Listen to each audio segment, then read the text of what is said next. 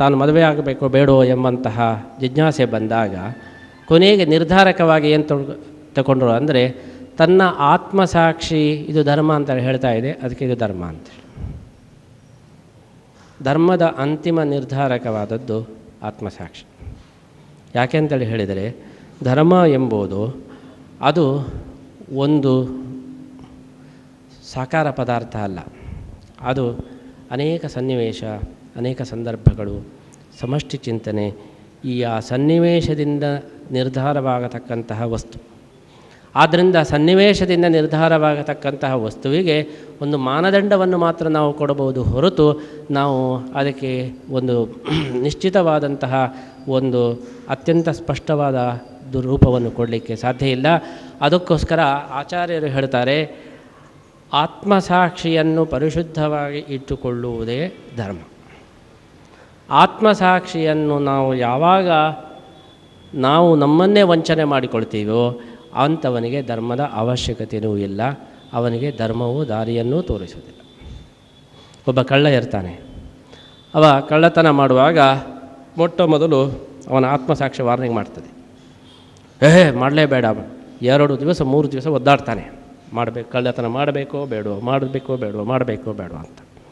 ಕೊನೆಗೆ ಮನಸ್ಸಿನ ಶಕ್ತಿ ಜಾಸ್ತಿ ಆಗ್ತದೆ, ಮಾಡಬೇಕು ಅಂತ ಜಾಸ್ತಿ ಆಗ್ತದೆ, ಮಾಡಿಯೇ ಬಿಡ್ತಾನೆ.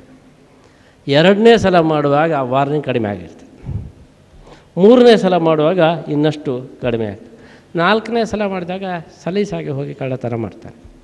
5ನೇ ಸಲ ಹೇಳ್ತಾನೆ, ಕಳ್ಳತನ ಮಾಡೋದೇ ಧರ್ಮ ರೀ, ಯಾರು ಹೇಳಿದ್ದು, ಕದದ್ರಲ್ಲಿ ಏನು ತಪ್ಪು, ವಾದ ಮಾಡಲಿಕ್ಕೆ ಶುರು ಮಾಡ್ತಾನೆ.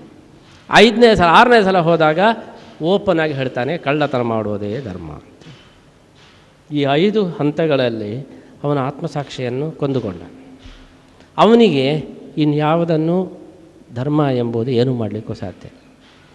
ಯಾರಿಗೆ ಆತ್ಮಸಾಕ್ಷಿಯು ಯಾವಾಗಲೂ ಶುದ್ಧವಾಗಿ ಇಡ್ತದೋ ಅವನಿಗೆ ಆ ಸನ್ನಿವೇಶದಲ್ಲಿ ಆತ್ಮಸಾಕ್ಷಿಯೇ ನಿಜವಾದಂತಹ ಒಂದು ಧರ್ಮವನ್ನು ತೋರಿಸಿಕೊಡ್ತದೆ. ಆದ್ದರಿಂದ ಧರ್ಮದ ನಿರ್ಧಾರ ಅದು ಆ ಸ್ಪಾಟಲ್ಲಿ ಮಾಡತಕ್ಕಂತಹ ನಿರ್ಧಾರ, ಆ ಸ್ಥಳದಲ್ಲಿ ಮಾಡತಕ್ಕಂತಹ ನಿರ್ಧಾರ. ಅದು ಆ ಸ್ಥಳದಲ್ಲಿ ಮಾಡತಕ್ಕಂತಹ ನಿರ್ಧಾರಕ್ಕೆ ಮಾನದಂಡವನ್ನು ನಾವು ಸರಿಯಾಗಿ ಇಟ್ಟುಕೊಳ್ಳೋದು ಮಾತ್ರ ಧರ್ಮ ಹೊರತು ನಾವು ಬೇರೆ ಏನನ್ನೂ ಯಾವುದೇ ಸಿದ್ಧತೆಯನ್ನು ಮಾಡಲಿಕ್ಕೆ ಸಾಧ್ಯ ಇಲ್ಲ. ಅದಕ್ಕೋಸ್ಕರ ಯಾವತನಿಗೆ ಆತ್ಮಸಾಕ್ಷಿ ಇದು ಧರ್ಮ ಅಂತೇಳಿ ನಿಯತ ಯಥಾರ್ಥವಾದಂತಹ ಆತ್ಮಸಾಕ್ಷಿ ಯಾವುದನ್ನು ಧರ್ಮ ಅಂತೇಳಿ ಹೇಳ್ತದೋ ಅದು ಧರ್ಮವಾಗಲಿಕ್ಕೆ ಸಾಧ್ಯ. ಆದ್ದರಿಂದ ಶ್ರೀಮದ್ ಆಚಾರ್ಯರು ತಮ್ಮ ಸಿದ್ಧಾಂತದಲ್ಲಿ ಕೊಟ್ಟಂತಹ ಒಂದು ದೊಡ್ಡ ಸಂದೇಶ ಆತ್ಮಸಾಕ್ಷಿ ನಿಯತ ಯಥಾರ್ಥ ಅಂತ. ಅದರ ಯಾಥಾರ್ಥ್ಯ ಶಕ್ತಿಯನ್ನು ನಾವು ಯಾವಾಗಲೂ ಜಾಗೃತ ಅವಸ್ಥೆಯಲ್ಲಿ ಇಟ್ಟರೆ ನಮಗೆ ಎಲ್ಲ ಕಾಲದಲ್ಲಿಯೂ ಅದು ಧರ್ಮದ ಬೆಳಕನ್ನು ನೀಡ್ತದೆ. ಯಾರು ಆತ್ಮಸಾಕ್ಷಿಯನ್ನು ಕೊಂದುಕೊಂಡಿರ್ತಾರೆ ಅವರಿಗೆ ಯಾವ ಧರ್ಮದ ಒಂದು ಮಾರ್ಗದರ್ಶನವೂ ಕೂಡ ದೊರಕಲಿಕ್ಕೆ ಸಾಧ್ಯವಿಲ್ಲ. ಆದ್ದರಿಂದ ಆಚಾರ್ಯರ ಸಿದ್ಧಾಂತದ ಪ್ರಕಾರ ಆತ್ಮ ಯಥಾರ್ಥಭೂತವಾದಂತಹ ಸಾಕ್ಷಿಯನ್ನು ನಾವು ಯಾವಾಗಲೂ ಪರಿಶುದ್ಧವಾಗಿ ಇಟ್ಟುಕೊಳ್ಳೋದು ಅಂದರೆ ಏನರ್ಥ, ಸಾಕ್ಷಿಯ ಸೂಚನೆಗಳನ್ನು ಸರಿಯಾಗಿ ಪರಿಪಾಲನೆ ಮಾಡೋದು. ಕಾಲಕಾಲಕ್ಕೆ ಸಾಕ್ಷಿ ನಮಗೆ ಏನು ಸೂಚನೆ ಕೊಡ್ತಾ ಇದೆ ಅದಕ್ಕೆ ಮಾನ್ಯತೆಯನ್ನು ಕೊಟ್ಟು ಅದನ್ನು ನಾವು ಯಾವಾಗಲೂ ಕೂಡ ಅನುಸರಿಸ್ತಾ ಇದ್ದರೆ ಆ ಸಾಕ್ಷಿ ಯಾವಾಗಲೂ ಜಾಗೃತವಾಗಿರ್ತದೆ.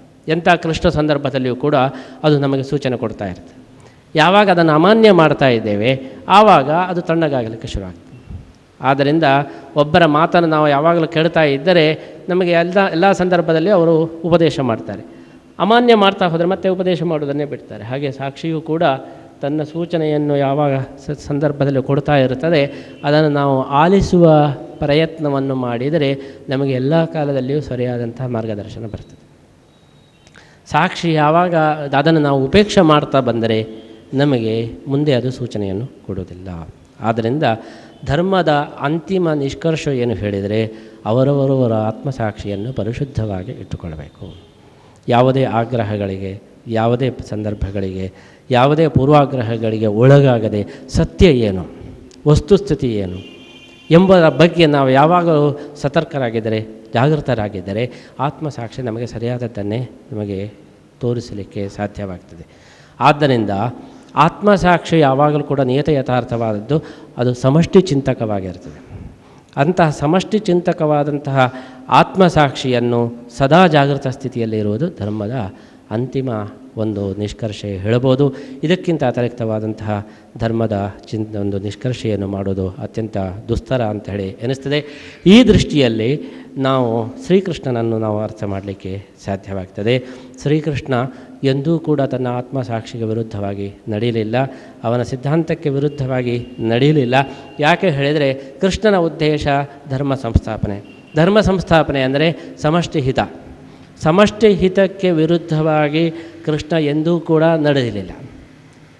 ಒಮ್ಮೆ ಮುಂದೆ ಹೋಗಿರ್ಬೋದು, ಹಿಂದೆ ಬರ್ಬೋದು, ಆ ಬಾಗಿಲಿನಿಂದ ಬಂದಿರ್ಬೋದು, ಈ ಬಾಗಿಲಿನಿಂದ ಬಂದಿರ್ಬೋದು, ಆದರೆ ಕೃಷ್ಣನ ಉದ್ದೇಶದಲ್ಲಿ ಎಂದೂ ಕೂಡ ನಾವು ಚಾಂಚಲ್ಯವನ್ನು ನೋಡಲಿಕ್ಕೆ ಸಾಧ್ಯವಿಲ್ಲ. ನಡೆಯಲ್ಲಿ ಚಾಂಚಲ್ಯ ಕಾಣಬಹುದು ಹೊರತು ಉದ್ದೇಶದಲ್ಲಿ ಚಾಂಚಲ್ಯ ಎಂಬುದಿಲ್ಲ. ಕೃಷ್ಣ ಏನು ಗೀತೆಯಲ್ಲಿ ಉಪದೇಶ ಮಾಡಿದ್ದಾನೆ ಅದನ್ನೇ ಅವನು ಇಟ್ಟುಕೊಂಡು ವಿವಿಧ ರೀತಿಯ ನಡೆಯನ್ನು ತೋರಿಸಿದ್ದಾನೆ ಹೊರತು ಅವನ ಉದ್ದೇಶದಲ್ಲಿ ಎಂದೂ ಕೂಡ ನಾವು ವೈಕಲ್ಯವನ್ನು ಕಾಣಲಿಕ್ಕೆ ಸಾಧ್ಯವಿಲ್ಲ. ತಾನು ಧರ್ಮ ಸಂಸ್ಥಾಪನೆಗೋಸ್ಕರ ಲೋಕಹಿತಕ್ಕೋಸ್ಕರ ತಾನು ಏನು ಬಂದಿದ್ದೇನೆ ಎಂಬಂತಹ ಈ ಒಂದು ಉದ್ದೇಶ ಏನಿದೆ, ಉದ್ದೇಶಕ್ಕೆ ವಿರುದ್ಧವಾಗಿ ಎಂದೂ ಕೂಡ ಕೃಷ್ಣ ನಡೆಯಲಿಲ್ಲ. ಮತ್ತು ಉದ್ದೇಶದ ಸಾಧನೆ ಮಾಡತಕ್ಕಂತಹ ವಿಧಾನ ಅದು ಬೇರೆ ಆಗಿರ್ಬೋದು.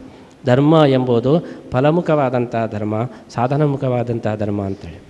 ಫಲಮುಖವಾದಂತಹ ಧರ್ಮವೇ ಮುಖ್ಯ ಹೊರತು ಸಾಧನಮುಖವಾದಂತಹ ಧರ್ಮ ಮುಖ್ಯ ಅಲ್ಲ. ಉದಾಹರಣೆಗೆ ಸುರಾಪಾನ ಮಾಡಬಾರದು ಅಂಥೇಳಿ, ಸರಿ, ಆದರೆ ಯಾರು ಸಾಯ್ತಾ ಇದ್ದಾನೆ ಅವನು ಸುರಾಪಾನದಿಂದ ಬದುಕ್ತಾನೆ ಹೇಳಿದರೆ ಆವಾಗ ಆತ್ಮಾರ್ಥೆ ಸುರಾಪಾನ ಮಾಡ್ಬೋದು ಹೇಳ್ತಾರೆ. ಹಾಗಿದ್ರೆ ಸುರಾಪಾನ ಮಾಡಬಾರದು ಎಂಬುದು ಧರ್ಮ ಅಂತೇಳಿ ಹೇಳಿದರೆ ಅದು ಅಪರಿಪೂರ್ಣವಾಗ್ತದೆ. ಧರ್ಮ ಅಂದರೆ ಏನು ಹೇಳಬೇಕು? ಸಾಧನ ಜೀವನವನ್ನು ನಾವು ಉಳಿಸಿಕೊಳ್ಳುವುದೇ ಧರ್ಮ. ಸಾಧನೆಯೇ ನಿಜವಾದ ಧರ್ಮ. ಆ ಸಾಧನೆಗೆ ಸುರಾಪಾನ ಪೂರಕವಾದರೆ ಧರ್ಮ, ಸುರಾಪಾನ ಪೂರಕ ಅಲ್ಲದೆ ಹೋದರೆ ಅದು ಅಧರ್ಮ. ಆದ್ದರಿಂದ ಒಂದು ಅಂತಿಮವಾದಂತಹ ಉದ್ದೇಶವನ್ನು ನಾವು ಸರಿಯಾಗಿ ಇಟ್ಟುಕೊಂಡರೆ ಗತಿಯಲ್ಲಿ ವ್ಯತ್ಯಾಸ ಆದರೂ ಕೂಡ ಅದು ಅಧರ್ಮ ಅಂತೇಳಿ ಅನಿಸೋದಿಲ್ಲ. ನಾವು ಗಮ್ಯವಾದಂತಹ ಸ್ಥಳವನ್ನು ಸರಿಯಾಗಿ ಗುರುತಿಸಿಕೊಂಡರೆ ನಮ್ಮ ನಡೆಯಲ್ಲಿ ಹೆಚ್ಚು ಕಡಿಮೆಯಾದರೂ ಕೂಡ ಅದು ಅಧರ್ಮ ಅನಿಸೋದಿಲ್ಲ. ದೀಪಸ್ತಂಭ ನಮ್ಮ ಕಣ್ಣೆದುರಿಗಿದ್ದರೆ ನಾವು ಆಚೆ ಹೋಗಿ ಈಚೆ ಹೋದರೆ ಎಲ್ಲಿಯೂ ಕೂಡ ನಾವು ದಾರಿ ತಪ್ಪುವುದಿಲ್ಲ.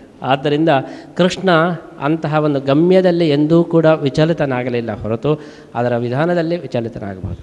ಆದ್ದರಿಂದ ಭಗವಂತ ಧರ್ಮದ ಎರಡು ಮುಖವನ್ನು ತೋರಿಸೋದಕ್ಕೋಸ್ಕರ ರಾಮಕೃಷ್ಣ ಅವತಾರವನ್ನು ಪಡೆದ. ಒಂದು ಫಲಮುಖವಾದಂತಹ ಧರ್ಮ, ಒಂದು ಸಾಧನಮುಖವಾದಂತಹ ಧರ್ಮ. ಸತ್ಯವನ್ನೇ ಹೇಳಬೇಕು ಎಂಬಂತಹ ಒಂದು ಫೇಸ್ ವ್ಯಾಲ್ಯೂ ಇರತಕ್ಕಂತಹ ಸತ್ಯವನ್ನು ಹೇಗೆ ಅನುಸರಿಸಬೇಕು ಎಂಬುದನ್ನು ಶ್ರೀರಾಮನಾಗಿ ತೋರಿಸಿದ. ಪಿತೃವಾಕ್ಯ ಪರಿಪಾಲನೆ ಅಂಥೇಳಿ. ನಿಜವಾಗಿ ಪಿತೃವಾಕ್ಯ ಪರಿಪಾಲನೆ ಮಾಡಬೇಕಾಗಿರಲಿಲ್ಲ, ಆದರೆ ಪಿತೃವಾಕ್ಯ ಪರಿಪಾಲನೆ ಎಂಬುದೇ ಅದು ಒಂದು ಮೌಲ್ಯ. ಅದನ್ನು ಹೇಗೆ ಅನುಸರಿಸಬೇಕು ಎಂಬುದನ್ನು ಶ್ರೀರಾಮನಾಗಿ ತೋರಿಸಿದರೆ ಸಮಷ್ಟಿ ಹಿತದಲ್ಲಿ ಪಿತೃವಾಕ್ಯ ಪರಿಪಾಲನೆ ಮಾಡದೇ ಇರುವುದು ಕೂಡ ಧರ್ಮ ಎಂಬುದನ್ನು ಕೃಷ್ಣ ತೋರಿಸಿದೆ. ಇದನ್ನೇ ಅನೇಕರು ಪ್ರಶ್ನೆ ಮಾಡ್ತಾರೆ. ರಾಮಾವತಾರದಲ್ಲಿ ಕೆಲವರಿಗೆ ಇದು ಕೂಡ ತುಂಬ ಸಂದಿಗ್ಧವಾಗಿದೆ. ರಾಮಾವತಾರದಲ್ಲಿ ಕೃಷ್ಣ ರಾಮ ಏನು ಮಾಡಿದ್ದಾನೋ ಅದರ ವಿರುದ್ಧ ಕೃಷ್ಣ ಮಾಡಿದ ಅಂಥೇಳಿ. ರಾಮಾವತಾರದಲ್ಲಿ ಒಬ್ಬ ಹೆಣ್ಮಕ್ಕಳನ್ನು ಅಪಹಾರ ಮಾಡಿದ್ದಕ್ಕೆ ರಾವಣನ ಸರ್ವನಾಶವನ್ನು ಮಾಡಿಬಿಟ್ಟ. ಇಡೀ ಲಂಕೆಯನ್ನೇ ನಾಶ ಮಾಡಿ ಸರ್ವಸ್ವವನ್ನು ನಾಶ ಮಾಡಿಬಿಟ್ಟ. ಅದೇ ಕೃಷ್ಣ ತಾನೇ ಒಂದು ಹೆಣ್ಣನ್ನು ಅಪಹಾರ ಮಾಡಿದ, ಕಿಡ್ನ್ಯಾಪ್ ಮಾಡಿದ, ರುಕ್ಮಿಣಿಯನ್ನು ಕಿಡ್ನ್ಯಾಪ್ ಮಾಡಿದ. ಆ ಸೀತೆಯನ್ನೇ ಕಿಡ್ನ್ಯಾಪ್ ಮಾಡಿದ ಶ್ರೀಕೃಷ್ಣ. ರಾಮ ಕಿಡ್ನ್ಯಾಪ್ ಮಾಡಿದವನನ್ನು ಸಂಹಾರ ಮಾಡಿದ. ಹಾಗಾದರೆ ರಾಮನ ಸಂದೇಶ ಕೃಷ್ಣನ ಸಂದೇಶ ಇದು ವಿರುದ್ಧವಾಯಿತಲ್ವ ಎಂಬಂತಹ ಒಂದು ಅಂಶವನ್ನು ನಾವು ಗುರುತಿಸಬಹುದು. ಕೃಷ್ಣ ಅದೇ ರೀತಿ ಸುಭದ್ರೆ ಅಪಹಾರ ಮಾಡಿಸಿದ. ಒಂದು ಹೆಣ್ಮಗಳನ್ನೊಬ್ಬ ಸನ್ಯಾಸಿ ಅಪಹಾರ ಮಾಡುವ ಹಾಗೆ ಅವನೇ ಪ್ಲ್ಯಾನ್ ಮಾಡಿದ. ಹೀಗಿದ್ರೆ ಇದೆಲ್ಲ ಹೇಗೆ ಅನ್ನತಕ್ಕಂತಹ ಒಂದು ಅಂಶವನ್ನು ನಾವು ಗುರುತಿಸಬಹುದು. ಕೃಷ್ಣ ಎಂದೂ ಕೂಡ ಫಲಮುಖವಾದಂತಹ ಧರ್ಮಕ್ಕೆ ಪ್ರಾಶಸ್ತ್ಯವನ್ನು ಕೊಟ್ಟು ಅದರ ವಿಧಾನವನ್ನು ತೋರಿಸಿದ್ದಾನೆ. ಶ್ರೀರಾಮ ಸಾಧನಮುಖವಾದಂತಹ